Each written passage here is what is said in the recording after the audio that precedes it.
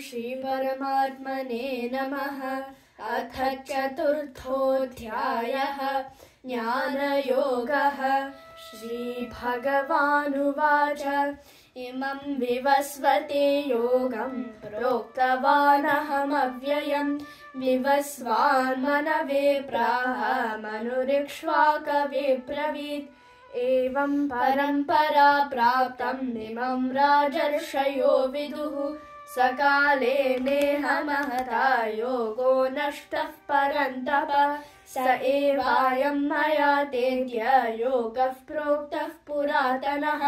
भक्तोऽसि मे सखा चेते रहस्यं ह्येतदुत्तमम्। अर्जुन उवाच अपरं भवतो जन्म परं जन्म विवस्वतः कथमेतद्विजानीयां त्वमादौ प्रोक्तवानिति। श्रीभगवानुवाच बहूनि मे व्यतीतानि जन्मानि तव चार्जुन तान्यहं वेद सर्वाणि न त्वं वेत्थ परन्तप। अजोऽपि सन्नव्ययात्मा भूतानामीश्वरोऽपि सन् प्रकृतिं स्वामधिष्ठाय सम्भवाम्यात्ममायया। यदा यदा हि धर्मस्य ग्लानिर्भवति भारत अभ्युत्थानमधर्मस्य तदात्मानं सृजाम्यहम्। परित्राणाय साधूनां विनाशाय च दुष्कृतां धर्म संस्थापनार्थाय सम्भवामि युगे युगे। जन्म कर्म च मे दिव्यम् एवं यो वेत्ति तत्त्वतः त्यक्त्वा देहं पुनर्जन्म नैति मामेति सोऽर्जुन। वीतरागभयक्रोधाः मन्मया मामुपाश्रिताः बहवो ज्ञानतपसा पूता मद्भावमागताः।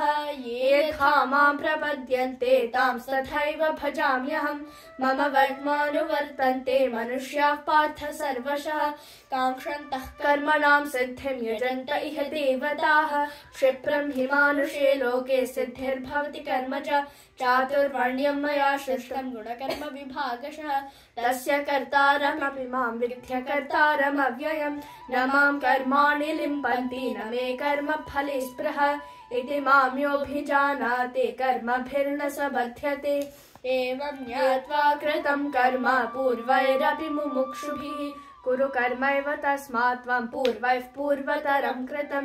किं कर्म किमकर्मेति कवयोऽप्यत्र मोहिताः तत्ते कर्म प्रवक्ष्यामि यज्ञात्वा मोक्ष्यसे शुभात्। कर्मणो ह्यपि बोद्धव्यं बोद्धव्यं च विकर्मणः अकर्मणश्च बोद्धव्यं गहना कर्मणो गतिः। कर्मण्यकर्म यः पश्येत कर्मणि च कर्म यः स बुद्धिमान् मनुष्येषु स युक्तः कृत्स्नकर्मकृत्। यस्य सर्वे समारम्भाः कामसङ्कल्पवर्जिताः ज्ञानाग्निदग्धकर्माणं तमाहुः पण्डितं बुधाः। त्यक्त्वा कर्मफलासङ्गं नित्यतृप्तो निराश्रयः कर्मण्यभिप्रवृत्तोऽपि नैव किञ्चित् करोति सः। निराशीर्यत चित्तात्मा त्यक्त सर्वपरिग्रहः शारीरं केवलं कर्म कुर्वन्नाप्नोति किल्बिषम्। यदृच्छालाभसन्तुष्टः द्वन्द्वातीतो विमत्सरः समसिद्धावसिद्धौ च कृत्वापि न निबध्यते। ततः सङ्गस्य मुक्तस्य ज्ञानावस्थितचेतसः यज्ञायाचरतः कर्म समग्रं प्रविलीयते। ब्रह्मार्पणं ब्रह्म हविः ब्रह्माग्नौ ब्रह्मणाहुतं ब्रह्मैव तेन गन्तव्यं ब्रह्म कर्म समाधिना। दैवमेवापरे यज्ञं योगिनः पर्युपासते ब्रह्माग्नावपरे यज्ञं यज्ञेनैवोपजुह्वति। श्रोत्रादीनीन्द्रियाण्यन्ये संयमाग्निषु जुह्वति शब्दादीन् विषयानन्ये इन्द्रियाग्निषु जुह्वति। सर्वाणि इन्द्रियकर्माणि प्राणकर्माणि चापरे आत्मसंयमयोगाग्नो जुह्वति ज्ञानदीपिते। द्रव्ययज्ञास्तपो यज्ञाः योगयज्ञास्तथा परे स्वाध्यायज्ञानयज्ञाश्च यतयः संशितव्रताः। अपाने जुह्वति प्राणं प्राणे पानं तथा परे प्राणापानगतिरुद्ध्वा प्राणायामपरायणाः।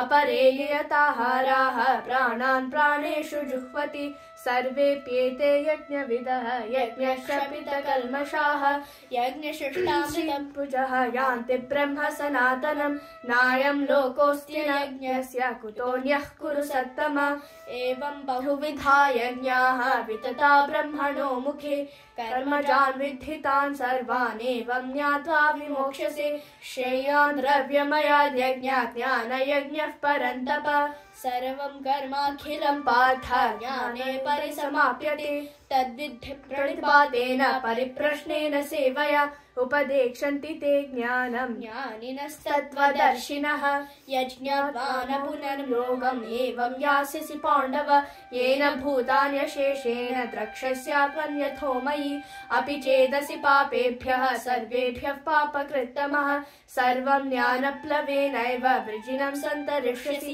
यथैधांसि समिद्धोऽग्निः भस्मसात् कुरुते अर्जुन ज्ञानाग्निः सर्वकर्माणि भस्मसात् कुरुते तथा न हि ज्ञानेन सदृशं पवित्रमिह विद्यते तत्स्वयं योगसंसिद्धः कालेनात्मनि विन्दति लभते ज्ञानं तत्परः संयतेन्द्रियः ज्ञानं लब्ध्वा परां शान्तिम् अचिरेणाधिगच्छति अग्न्यश्चाश्रद्धधानश्च संशयात्मा विनश्यति नायं लोकोऽस्ति न परः न सुखं संशयात्मनः योगसन्न्यस्तकर्माणं ज्ञानसञ्छिन्न संशयम् आत्मवन्तं न कर्माणि निबध्नन्ति धनञ्जय तस्मादज्ञानसम्भूतं हृत्स्थं ज्ञानासीनात्मनः छित्त्वैनं संशयं योगम् आतिष्ठोत्तिष्ठ भारत ॐ तत्सदिति श्रीमद्भगवद्गीतासु उपनिषत्सु ब्रह्मविद्यायां योगशास्त्रे